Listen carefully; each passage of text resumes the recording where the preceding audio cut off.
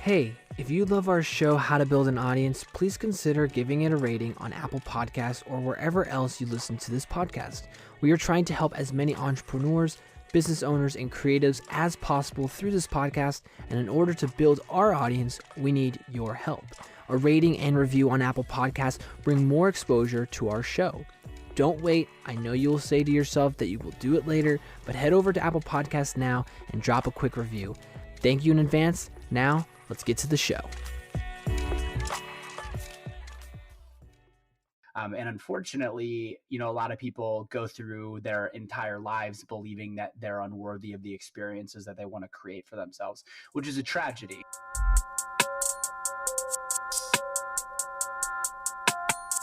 Welcome to How to Build an Audience. We interview the top creatives, marketers, and communicators to help you become an expert at building an audience so you can grow your influence, increase sales, and effectively share your story. This show is brought to you by Gotoze Collective.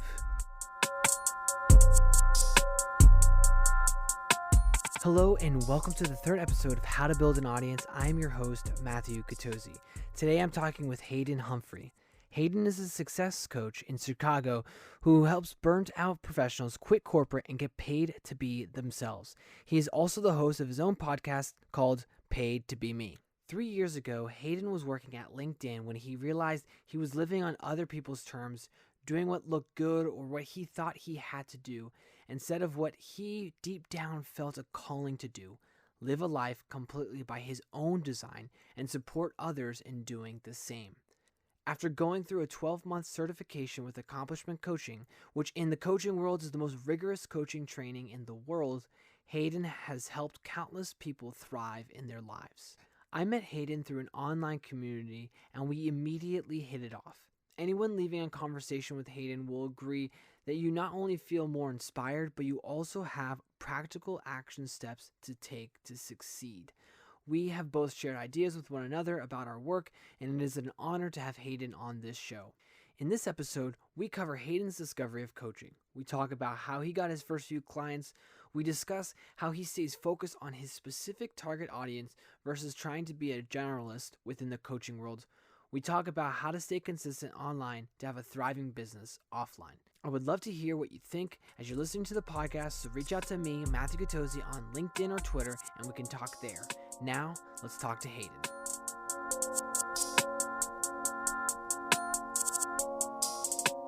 So I think that the point that I will make, or the thing that I'll say about it, is like, especially when it comes to coaching, it's interesting because it feels like there's this saturation of coaches where it's like, oh man, everyone's a coach, everyone's doing some sort of coaching, whatever it is. And I think the counterintuitive thing is that there's actually enough space for those coaches and that the world needs more coaching. Like the world has not even gotten anywhere close to being saturated enough as far as people who are in service of others and are really focused on supporting people in accomplishing more, breaking down their own internal barriers, and like really creating something that's unique and authentic to them. That kind of service, I think, is incredibly important and valuable. And I think, granted, there's some stuff to say around who calls themselves a coach, because technically coaching is an unregulated industry. And so there are a lot of people who call themselves coaches who aren't necessarily trained as coaches, and what they're doing isn't necessarily coaching. It's more consulting or mentoring. But when it comes to professionally trained coaches who are, working with other people and serving other people, I think that there's a ton of opportunity. And I think what we'll see as time goes on and as coaching becomes, more and more mainstream, as people start to actually understand the nitty gritty of what happens in a coaching relationship, there will be more and more people who start to work with coaches. And I think it's going to get even more niche. Like I am imagining there's going to be like play coaches, there's going to be freedom coaches, there's going to be time coaches, like there's going to be all different, types of coaches. So that's what I would say. And for me, like what inspired me to do it is I have been pretty fortunate in that I'm a more introspective and reflective person anyways. And so when I started to realize that there was an opportunity for me to actually directly impact and support other people in coming to the same realizations that I came to, I jumped all over it. I was like, holy shit, like I get to go in and actually support people in overcoming the obstacles that it took me a long time to work through by myself. And I can go in and, directly support them to overcome it so much more quickly. And I think that the shortening that time frame, or that the amount of time that they're spending there, is important, because it just means that they have more time to live their life in a way that's more open, more authentic, more transparent. And to me, that's really valuable work. And so, that's really what inspired me to get into it. Who wouldn't want to walk out on their job just to start their own business? It sounds glamorous, and maybe social media makes it sound easy, but it is not. I wanted to know how Hayden started getting paid to be him. Yeah, great question. So there's two stories that I'll share.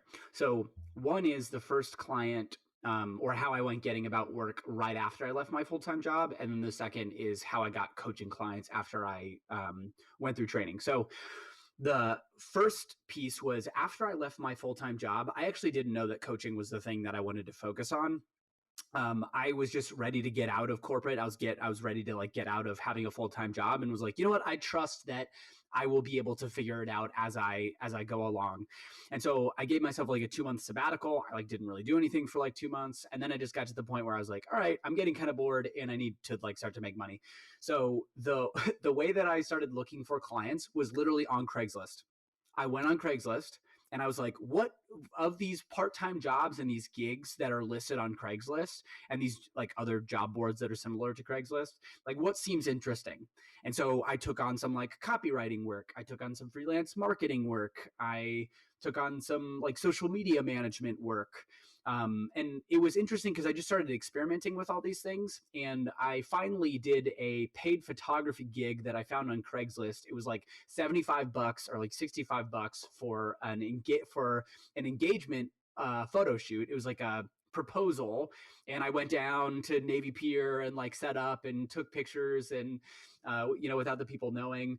And that was like the first paid photography gig that I had, and I was like, holy shit, this is awesome. I love this. And what ended up happening was I was finding more stuff on Craigslist, but then what I also started to do concurrently was I was reaching out to people via LinkedIn and asking if they knew who at their company would be in charge of like headshots. And normally it was like the marketing manager or the office manager or whoever it was. So I was trying to build relationships that way. One of the other things that I'll share that I think was kind of interesting was, as a photographer, I was looking at how can I create opportunities to get in front of as many people as possible. And so I looked at, there are a ton of co-working spaces here in Chicago that have a bunch of professionals at a bunch of different companies who likely would need headshots. So I started calling around to co-working spaces, and I was like, hey, my name's Hayden. I run a photography business. One thing I was like, I'd love to talk with you about coming in to do a headshot day where I set up in the office, in like an empty office, and people can have 20-minute time slots, and they pay me, $65 for 2 edited headshots. And it's a win for me because I get like 8 to 10 people. That's like a great day for me. And they win too because they get really professional photos for like $65. So that was a way that I generated clients. And then people that I worked with there would reach out to me about doing, larger projects for their team. So it was just looking at like, how can I leverage pre-existing communities and pre-existing groups of people to provide service in a way that's a win-win both ways. So that was the first piece. The second piece is the coaching. So how I got my first couple of coaching clients. So the first client that I ever got came about as a referral. So one of the things that we were encouraged to do in my coaching program was reach out to people in our network that knew and trusted us and ask them who they knew, either if they were interested or who they knew that might be interested in getting supported in the way that I was being trained to support people as a coach. And so I have a good friend here in Chicago, good colleague, and I reached out to him and asked him who he knew. He connected me with someone else. We ended up really clicking, and I worked with his referral, the person he had referred me to, for a couple of months. So that was the first ever client that I got, came about it as a referral. And that's an easy win, I think, because we all have bigger networks than we think that we do. The second client that I ever got came about as a result of me officially launching my business or like making an official announcement about the launch of my business. And so basically what I did was, and it's kind of crazy that they allowed you to do this, but I downloaded my whole LinkedIn contact list, and I had literally had emails for every person that I was connected with on LinkedIn. And I sent you can't do it anymore. They used to let you do it. And I think technically it's like not allowed, but anyways, I emailed my whole LinkedIn contact list, and I was like, and I sent them a video of me introducing myself, my business, who I worked with, and how I supported them. And I also put it everywhere on social. So, and I reached out to probably 30 people and asked them to reshare the video that I posted on Facebook, Instagram, LinkedIn. I think collectively it had almost like 5,000 views, that video that I posted. So I had a couple people reach out to me that I set up sample sessions with, that I talked with. And then one of the gentlemen ended up hiring me from that video. He saw the video, reached out to me, we started the conversation, and we ended up working together for a couple months as well. So yeah, at that high level, it was like referrals first, and then just like letting people know, hey, this is what I'm up to, and this is how you can work with me. Hayden puts on some cool events in Chicago, but does that bring a return for his business? Do offline connections matter more than online connections for Hayden? I think there's two things that I'll say to this. The first piece is around what you're comfortable with or what you enjoy doing. So when it comes to finding clients, the events that I historically have put on have been less focused on generating leads and more focused on generating community. Um, and like when I look at how, when I look at the people who hired me, it's about a 50-50 split between referrals and people who find me on LinkedIn. So historically, the way that I've approached it, and granted, still very early stages in terms of like the events that I want to do, how I want to build them, the size that I want to build them to, that sort of thing. Haven't necessarily generated leads there or like specific people who have hired me, but I've generated community, I've generated credibility, I've generated awareness of like who I am and my brand and how I serve people and what I do. The other way that I think that you could go about generating leads offline is like going to networking events or going to special interest groups and that sort of thing. And that's great if that's your shtick. Like I'm realizing for me, it's not my cup of tea. I'm a more introverted person anyways, and I get tired very quickly when I'm out like connecting with a whole bunch of people. I can do it for like short spurts, but like extended, whatever, it's difficult. And it also, I don't necessarily know if I go out to an event, like if I go up and introduce myself to somebody, I don't necessarily know whether or not they're going to be interested in working with me or know anyone that's interested in working with me, right? Like it's just a crapshoot sometimes. So I think part of it is looking at like, what do you enjoy doing and what do you like doing? And I think the second piece is looking at like, what's scalable, or like where are your people actually hanging out. And so I love the offline stuff. It's really fun and great. The way that it's gone for me historically like has not been the best for finding clients. Maybe that'll change in the future as I continue to iterate and evolve. But the part of the reason I'm so excited about doing stuff online is it's so much more scalable.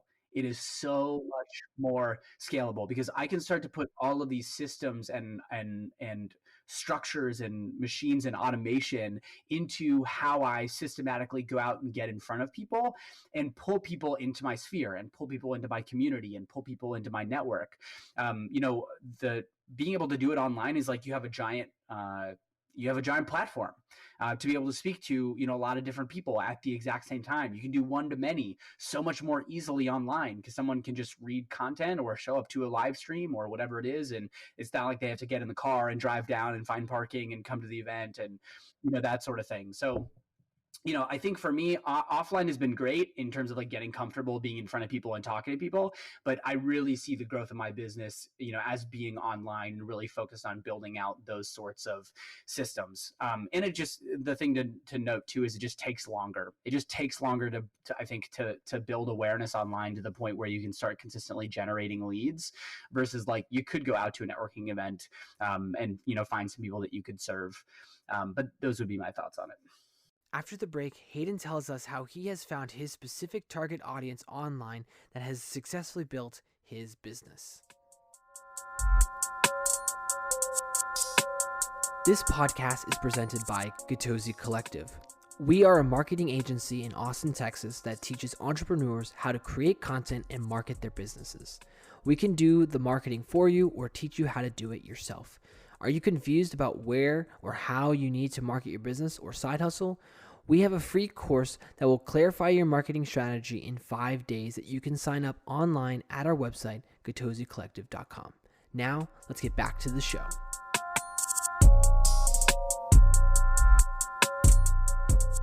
Niching down is the hardest part of business and audience building for most people.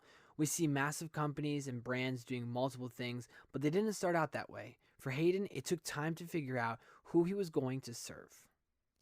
Yeah, it's a really great question. And it's so funny because it's something that I have definitely struggled with in terms of like the content that I produce and how I talk about what I do being way too general. And, I think it's just it's just like a very common thing that happens for entrepreneurs. It's just like the way that you go about gaining more specificity is you first get involved in the activity so that you understand, you build mastery in it, you build competency in it. And it also gives you the opportunity when you start out very general to work with different types of people and different groups of people. And that actually gives you the feedback and saying, here's the kind of person that I really love serving and that I don't, so much enjoy serving.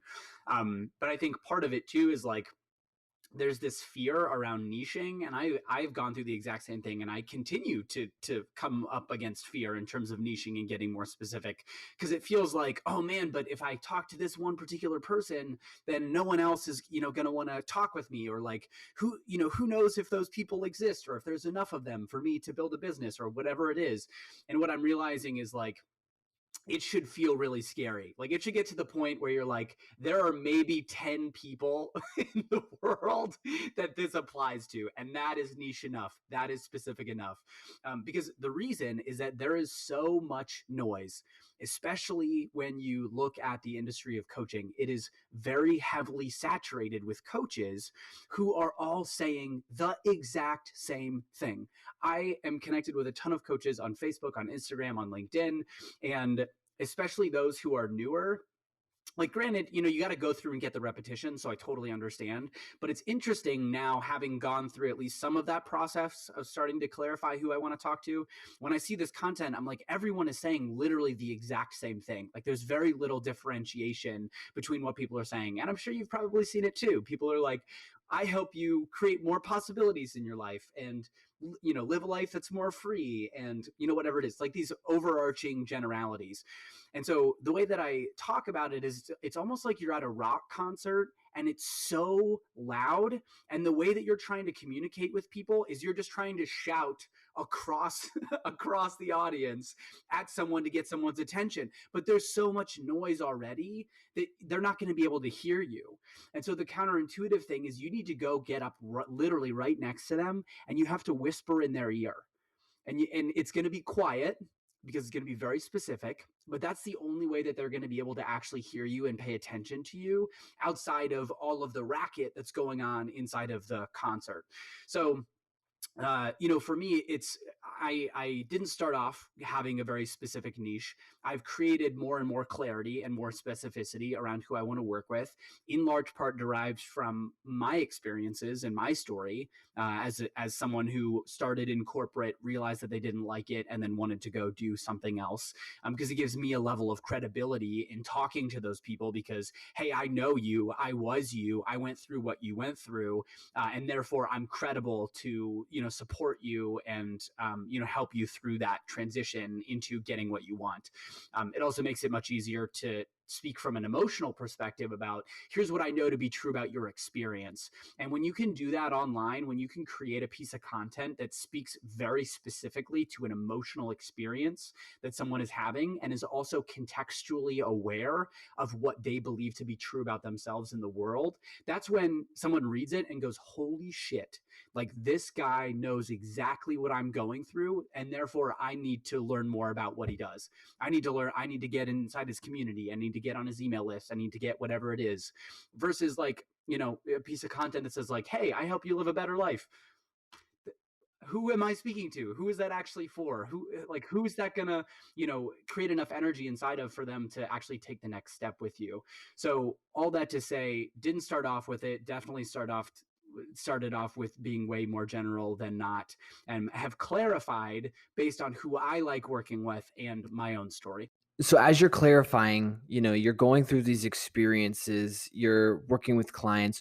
What were the things or the feelings maybe, or like what were the things you were looking for to make that change of like, okay, now I'm gonna go more down this road? Like, what were those things? Were you looking for certain things, or was it just over time that these things kept becoming a trend of like, oh, this is really, really awesome. I want to keep moving towards this, whatever the specificity was.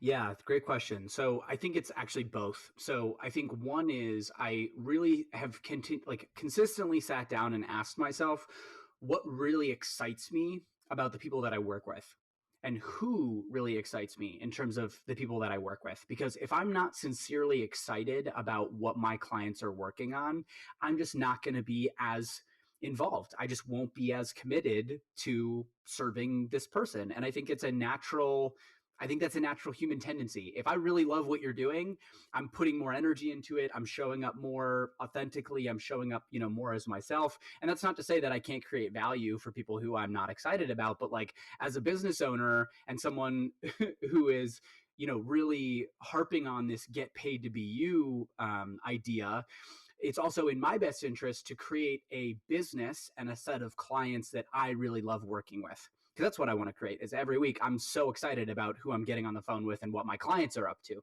So part of it has been this active reflection of who do I enjoy working with and what do I like talking about. And then the second piece to your point was like some things have just hit me. Not necessarily that I was sitting down and trying to come up with an answer with, but it just kind of smacked me across the face. So one thing, for example, is like level of commitment for my clients. So in coaching, I'm not a consultant. I'm not going to give you the answer. I'm not going to tell you what to do. I'm not going to tell you what you should be doing, which for some people can be sort of confronting and is not necessarily what they need, because it means that as the client, it's your responsibility to ask for the coaching that you need and lead the conversation. And not everyone's there yet, nor is everyone committed to creating that kind of experience for themselves or taking advantage of that experience in that way. And so one thing that kind of smacked me across the face was realizing that I need to be really clear about the people who I'm working with and who are hiring me, as far as what is your level of commitment to creating the things that you want to create, regardless of who you work with. Because it doesn't matter. Like if you're a 6 out of 10 or a 7 out of 10, it doesn't make sense for us to work together, because I'm not going to be able to support you as best as I can, nor are you going to get the most out of this experience that you possibly could. So the realization was, oh, I actually need to like filter for this and have this conversation with people, and actually make this an intentional part of how I talk to people and how I talk to prospective clients and when I create content and that sort of thing. So the commitment piece has become something that I wasn't consciously looking for, but is now a really important part of how I relate to my audience and how I relate to my potential clients. How do you, for yourself as a coach, stay consistent, and not just consistent but patient through all of this, because you see so many other people succeeding? Like, how do you stay patient on building your audience and your specific audience? Remember, like, that's the other thing is like it's easy to look at these other people and say, wow, look at this millions of followers, but it's like that's not the audience that you're trying to serve.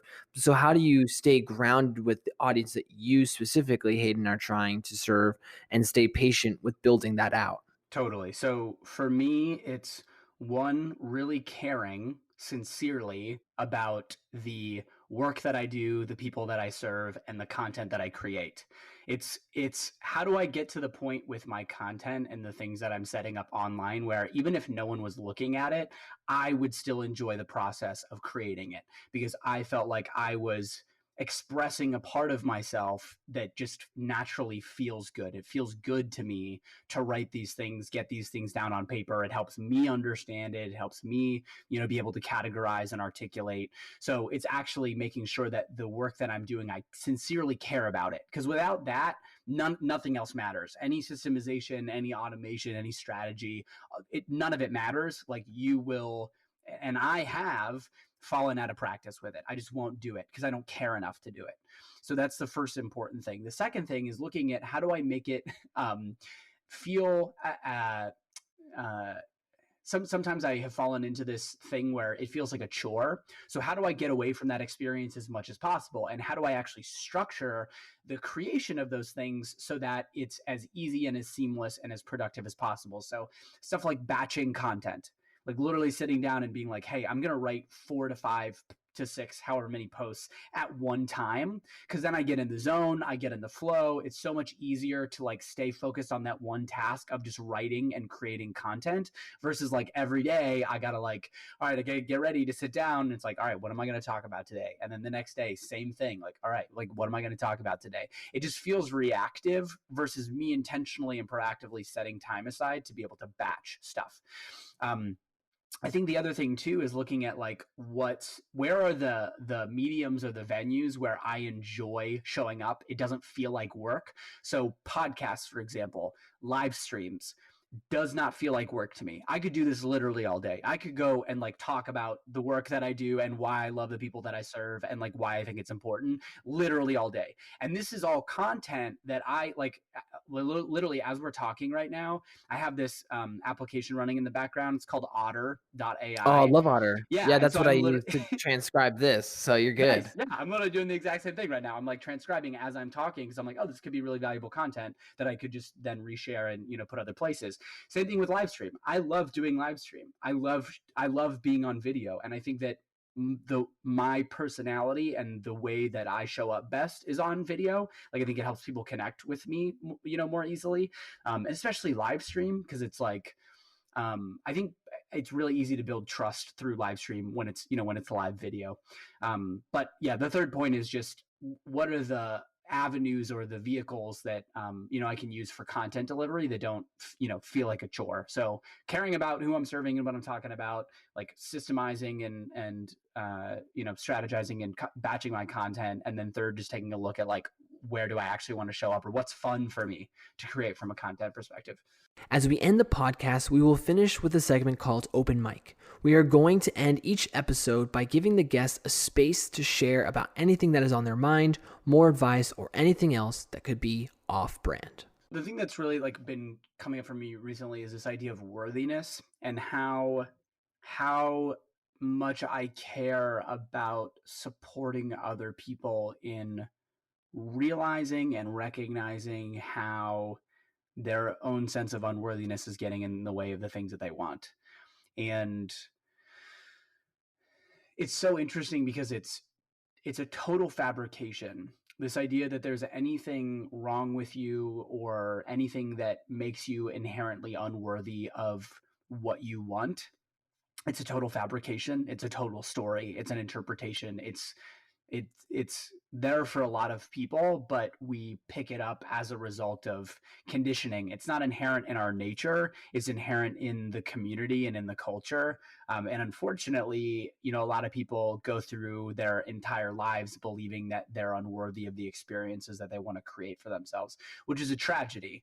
Because I think that, and I'm actually getting goosebumps talking about this, like the whole point of being here and the whole point of having this experience is you getting to live as freely and as authentically as possible. And that doesn't actually happen if you feel like you're unworthy of what you want or if you feel like you're unworthy of taking up space. It's something that I have historically struggled with, that I still struggle with, and I still, come across these places where I'm like, oh, I didn't even realize that me feeling unworthy was actually playing into this, particular thing, or like how I relate to the clients that I want to work with, or how large I want to build my business, or the kind of following that I want to create. It's like there's a ceiling on the results that you can create for yourself, and that ceiling is directly related to your own sense of worthiness. So have really been doing a lot of work for myself around that and wanting to more openly share about how that comes up, because it's totally human and it's so common. It's so common for people. And I think step one is awareness. So step one is just realizing like, oh, hey, here's where it comes up for me. And then step two is just actively practicing picking something different. Once you're aware of it and you know how it impacts your life and how it might be impeding your life, you get the opportunity to, in each new moment, decide, do I want to empower these old beliefs that have me feeling unworthy, or do I want to empower something else that is more loving and is more compassionate and has me winning and feeling like I'm supposed to be here.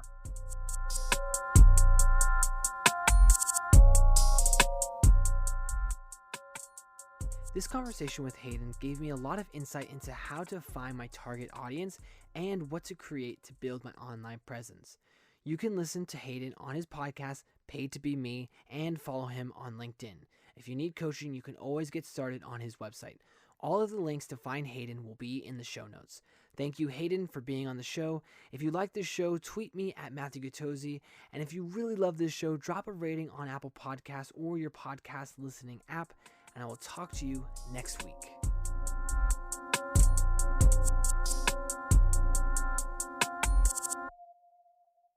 This podcast is presented by Gotoze Collective.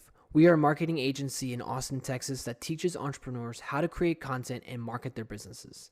We can do the marketing for you or teach you how to do it yourself. Are you in need of a logo? We have a team of creatives to help you with all your marketing and design needs. You can reach out to us by emailing us at hello@gotozecollective.com or visit us online at our website, gotozecollective.com.